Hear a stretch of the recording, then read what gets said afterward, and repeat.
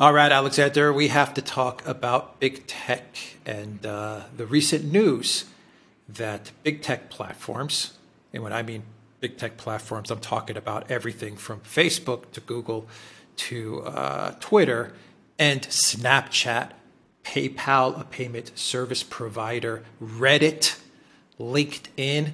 I mean, we're talking about all the big tech ecosystem in Silicon Valley that they are building. They say they're building a common database where they're going to flag people who are considered to be extremists or white you-know-what. Everyone knows what I mean when I say the word white you-know-what. That's their baseline right now. Obviously, we can all see what a slippery slope this is. We can also see how there's a lot of legal issues with this. I'm sure there's going to be a lot of court cases coming out in and around this.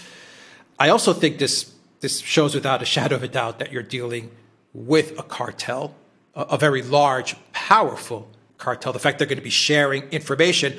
On a personal note, when I sign up to a site, I expect that my information on that site is not going to be shared across different databases, but obviously that's not going to be the case anymore. And finally, all of this follows a statement from Jen Psaki just 10 days ago, 12 days ago, where she said that, and I'm going to paraphrase, she said, I believe that if you are punished on one big tech platform, then you should be punished across all big tech platforms. Sure enough, 10, 11, 12 days later, here you are. I just want to make one quick point. The fact that they're saying they're preparing this database obviously means that they've already had it prepared and it's already been done. Anyway, a lot of implications here from a legal, human rights, cartel, monopoly, antitrust. Just get into this story. Scary, scary stuff. Absolutely. This is entirely right. And of course, you've honed in on what is the actually critical point about this, which is the fact that there's going to be a single database. I mean, that is astonishing. I mean, in what other world of business activity do you have shared databases in which people's information is set out in this kind of way and which are used for this sort of purpose? I mean, this is extraordinary things. It's essentially, I mean, it is a massive step towards Chinese-style scores, credit scores, social credit scores. In fact, I mean, it's so similar to what goes on in China that I don't really see that there's a distinction anymore in this. And it's going to be secret. And the fact that it's going to be private makes it even more dangerous. And I say private, I mean that private in two ways. Firstly, it's going to be private because, of course, people who are on this database will presumably not be informed of that and will presumably not be able to access it. And remember that they won't have the right to access it as they would have if it was a public database. So, I mean, you can't make Freedom of Information Act requests, for example, to see what is in a private database, because that's information that's held about you privately, or at least that I suspect will be the rationalization of all of this. That's one thing. And the second is, of course, that if information about you is being shared in this kind of way by private actors, then you have no conceivable mechanism, not just to find out about it, but to, in fact, act, to take legal steps about it in the same way that you would if it was a public database. So, for example, if you found that there was information held about you by the government, the US government, you could, at least in theory, do something about it. It'd be much more difficult to do something about this particular database. And what you are also seeing are two of the very points that you made. You see all of the various parts of Silicon Valley, as you rightly say, coming together and working together to operate this thing. And by the way, you're absolutely right. I am sure that this already exists. In fact, it's existed for some time. It goes back to at least 2016, I suspect, when they started to set it up, perhaps even before, but certainly to 2016. I mean, all you had to do was to look at what was happening to see that this was the case. So this is all going to operate together. It's a group of powerful entities coming together to control the social media environment in a way that quite clearly amounts to an abuse of a monopoly by a cartel.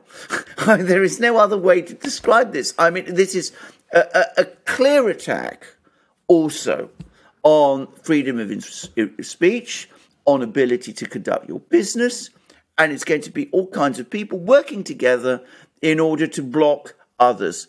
And of course, and this is the last point, but it's also a very important one, you see Jen Psaki using all that very careful language.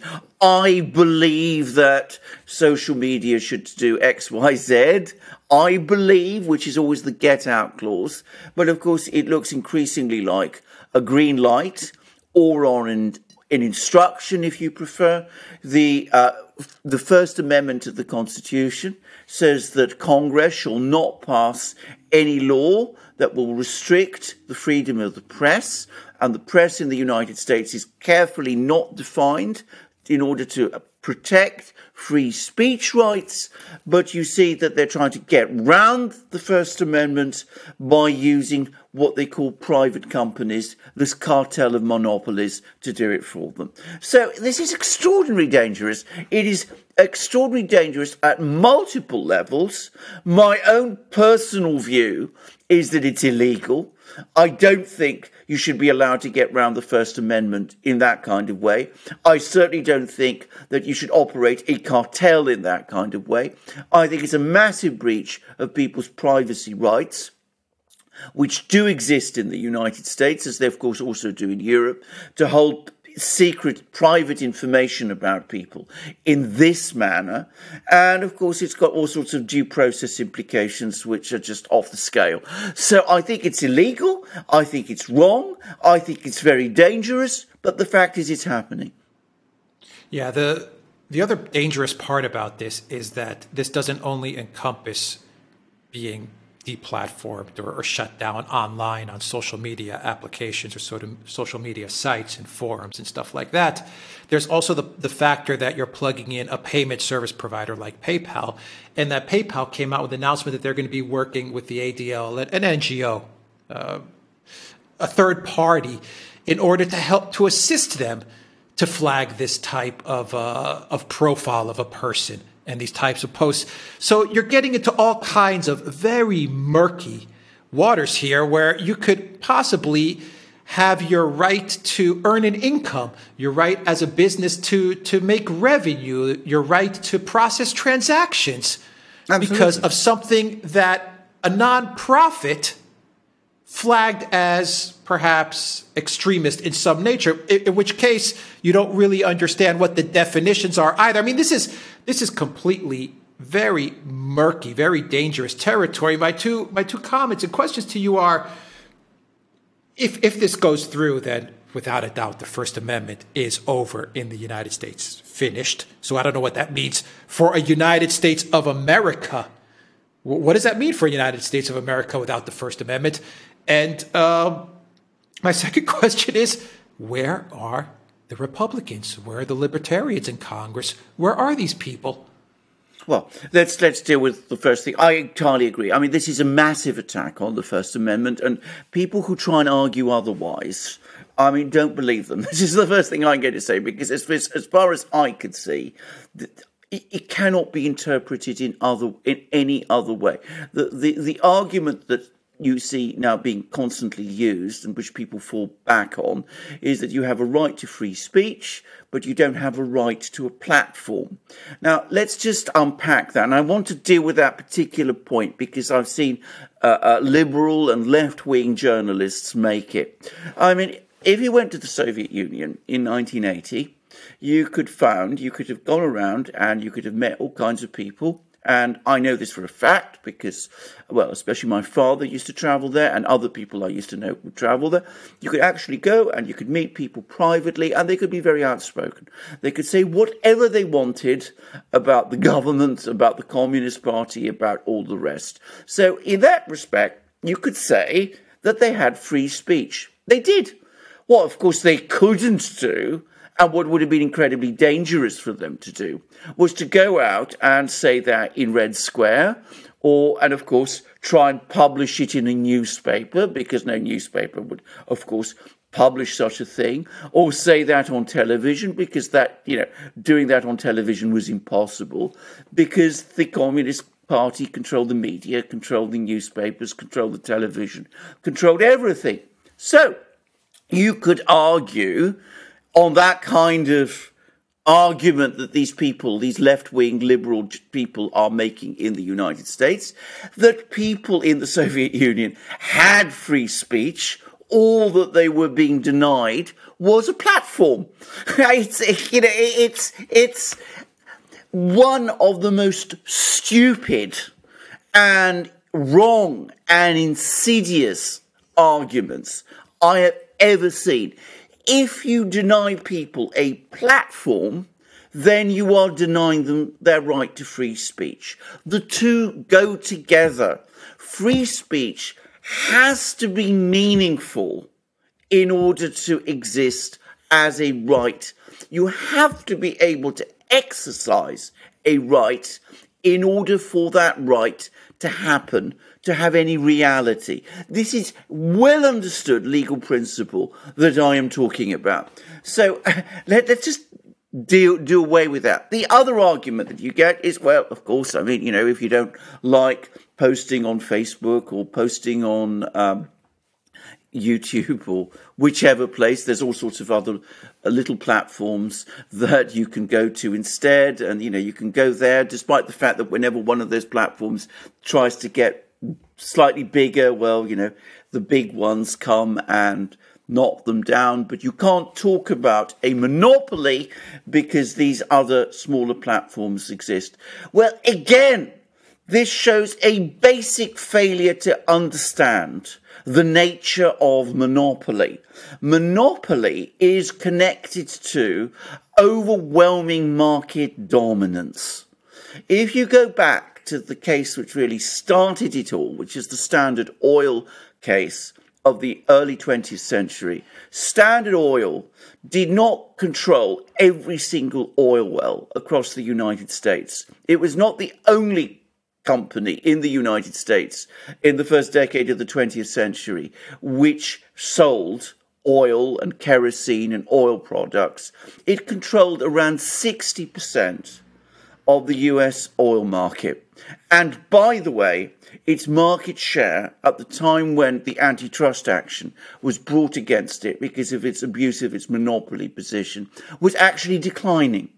So there was, in fact, and in reality, and I'm sure of this, more diversity in the US oil market at the time when the antitrust action was brought against Standard Oil than I suspect there is in social media today, in terms of who could, what kind of platforms could exist. The reality is that there is a very small number of very privileged platforms which dominate the social media space in the United States. And we have just seen from this decision how they are all working with each other. I mean, this isn't just a clear monopoly situation. It is a clear case of a monopoly being used to achieve a certain purpose. I think these 2 points need to be made. Now, where are the Republicans? The answer is, apart from a few on the sort of Trumpian faction of the party, and of course the Donald himself, they are nowhere. The Donald is at least trying to bring a court case, and people are ridiculing him for it. But at least he's trying. There are the odd libertarians. but the Republicans as a party are nowhere at all. And going back to what you were talking about, and, we mentioned the ADL. ADL is one of many such NGOs, but it's also a lobbied group. It also arranges or helps or assists for funding to be sent to Congress people, and many other lobby groups do exactly the same.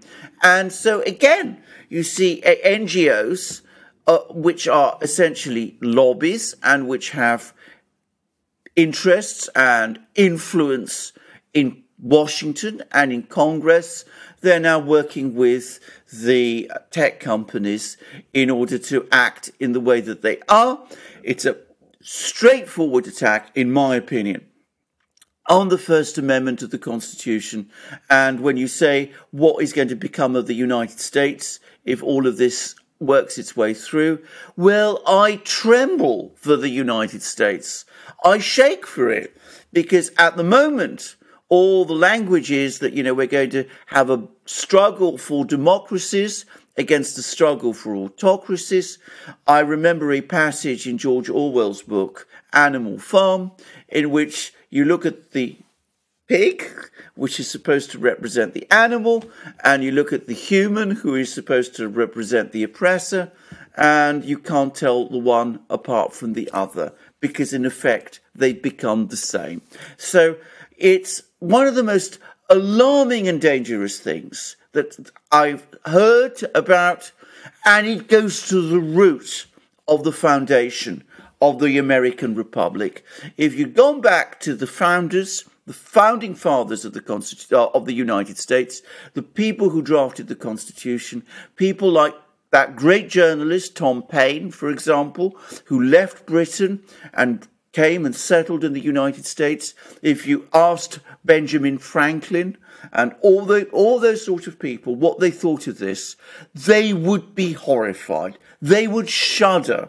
They would be astonished that the country that they created is going down this road.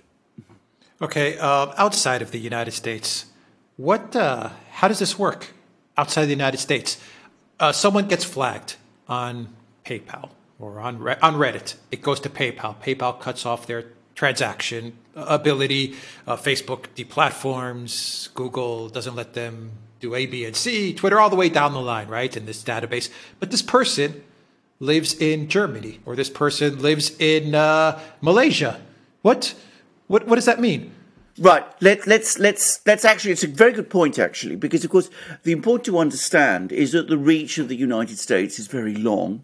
And for a very, very long time, what we call the internet, it has been based around American companies and American tech companies and American businesses, and has been regulated, in a sense, by American law.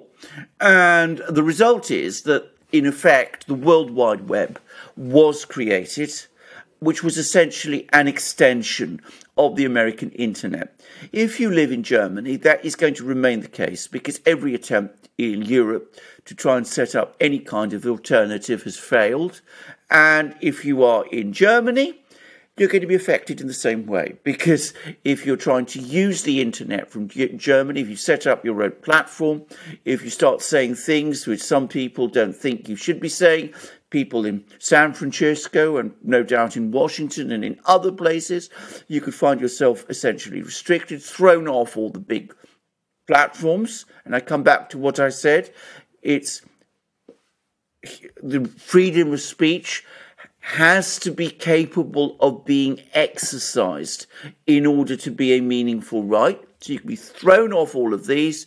And of course, you have to use, because the payment platforms, PayPal and the rest, are also American. They're also subject to these rules. So in Germany, in Britain, in France, in all of those sort of countries, you'll be affected by the same by all of this in the same way as you would be if you lived in the United States. And of course, there is a European Convention on Human Rights, but nobody should have any very high expectations of what the European courts would do. And if we're talking about the European Union, the institutions of the European Union, they will take what is happening in the United States, and they will push to take it even further. Because to be very clear about this, all these issues, all these pretexts that have been raised in order to justify creating this database and operating that database in that sort of way, the European Union is even more enthusiastic and even more forceful about implementing. So you're going to see the European Union go in that way even further. But let's take other countries which are not part of what is being referred to in the international media outside the West, increasingly as the collective West. Let's go to Malaysia. What is going to happen is that Malaysia, which is an Asian state, under a certain amount of US influence, but Russia. Pick Russia. Yeah, I know. But let's specifically talk about Malaysia, because Malaysia is in between and betwixt. What you're going to see is that more and more people in places like Malaysia are going to increasingly pick and choose the various internets that they function upon. And in places like Russia, in places like China, I suspect before very long in India too. And remember, India has a massive tech, infrastructure. You're going to see intranets, if you like, being created there in competition to the American one. And it is only a question of time. And, India, it has to be a real possibility where you will find that there's much more freedom to discuss certain things on that intranet than there is on the American one. So this policy is going to lock in the collective West, but it's going to mean, it clearly is going to mean, we've talked about this many times, the end of the World Wide Web, and you will see some parts of the web, some parts of the internet, which are going to be much freer than others. I'm going to make a prediction. All the trend in Russia is for the internet to become actually freer there. I know it sounds paradoxical, and I know all kinds of laws have passed, but you should be aware of the fact of what a peculiarly tough-minded and libertarian lot many of the people who work on the Russian internet are. Telegram took on the Russian government and won. The Russian government wanted to restrict Telegram and force it to share data, and Telegram said absolutely no, and they won. So I would not be surprised if you have eventually a freer internet in Russia. And of course, India is again a different level again, and we shall see. But that's what's going to happen. What they are doing with this kind of approach is that they are breaking up the World Wide Web. I've come to the conclusion that they don't care. I think that they realise that the priority now is to control political discourse within the United States and within the American-dominated Western world, and they don't really care about what happens in places like Malaysia anymore. That's my own view. Yeah, they want to lock in their sphere. Exactly. Yeah, that's what's happening. All right, we'll leave it there. And on that note, go to the Duran.locals.com for a free internet experience there, a censor-free internet experience. You will find all our videos in one place. When I mean all our videos, Duran's videos, Alexander's videos, my videos, all our content is in that community there. And you can also share your own content. So please join us on the Duran.locals.com. Go to the Duran shop, 10% off when you use the code REALNEWS and pick up a shirt, a magic mug, a magic hat. And of course, you can find our videos on free speech video platforms like ODYSEE, Rumble, SuperU, and of course, BitChute. All the links are underneath this video. Please join us on those platforms. Take care.